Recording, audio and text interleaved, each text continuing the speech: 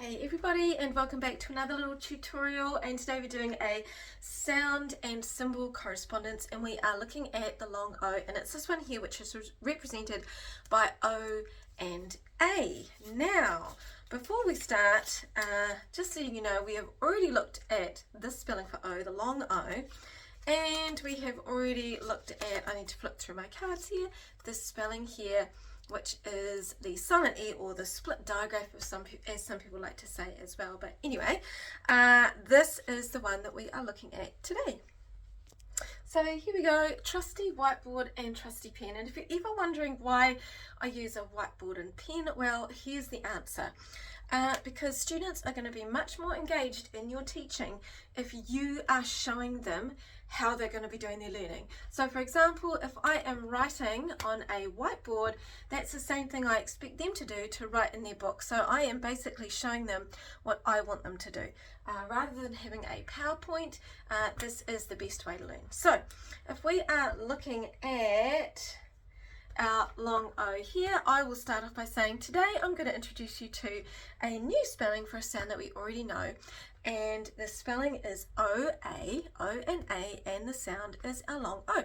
And then I'll go along and tell them that we've already learned it by just a plain and simple O, as in the word halo, and there is our O there, or robot, and there is our nice open syllable there.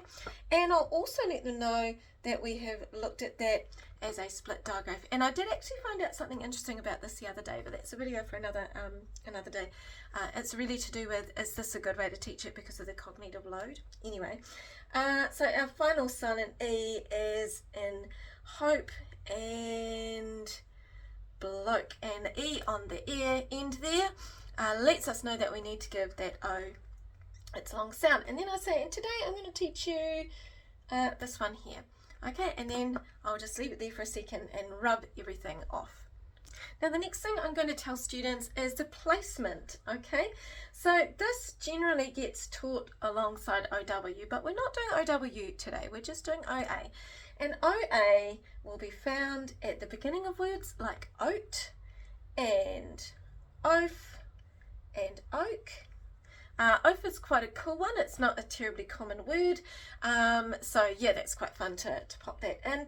And it will be found in the middle of words like, for example, roam, coach, and I'm trying to think of a third one, bloat. Okay, and there it is, sitting in the middle of a word. Now you've got a couple of options with words. If you're teaching your younger learners, you might like to stick to these lower level words here, and you've got all of the sounds and symbols that you've already introduced, like your CH, you've got some consonant blends in there as well. I've just added a few in here, coat, boat and poach as well. And then with your older learners, you can start adding in some higher level words, like for example, approach, encroach, loathe, and coax. And along with coax, you've also got hoax. Those are really awesome words to pop in there, though, and to talk about their meaning.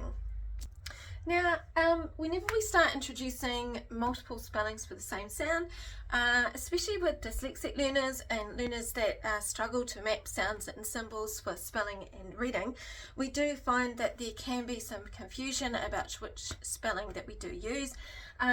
So a little rule of thumb generally, I always say generally because there's always exceptions to the rule, but your silent E or your final silent E spelling will be more prevalent than your OA or your longer spelling, your vowel team in there.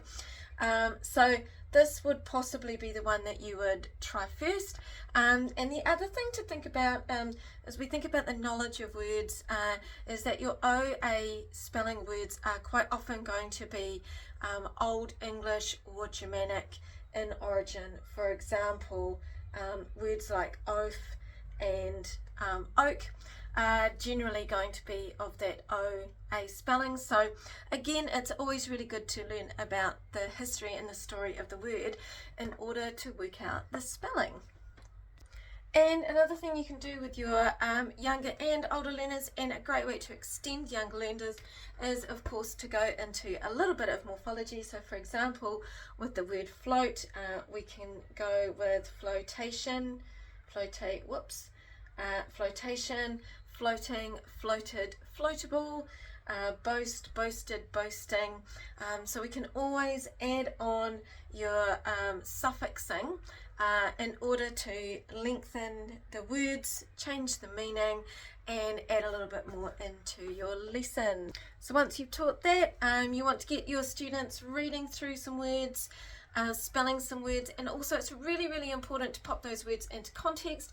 We don't want to just be having our students reading words in isolation, because words in isolation don't carry as much meaning, and we all know that at times there are words that have multiple meanings. So it's a really good idea to then put your words into context, so within a text where they have meaning and they make sense.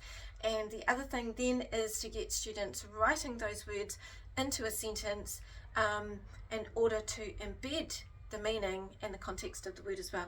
You can put your sound in your sound pack, go through your sound pack, spell that, write that, and also provide lots of games and follow-on activities where we're using these words and exploring them every day. My name is Heather, I'm a literacy coach. I work with students who are neurodivergent. I also work with students who just need a little extra boost, and I love teaching. Is there anything I've left off? Let me know.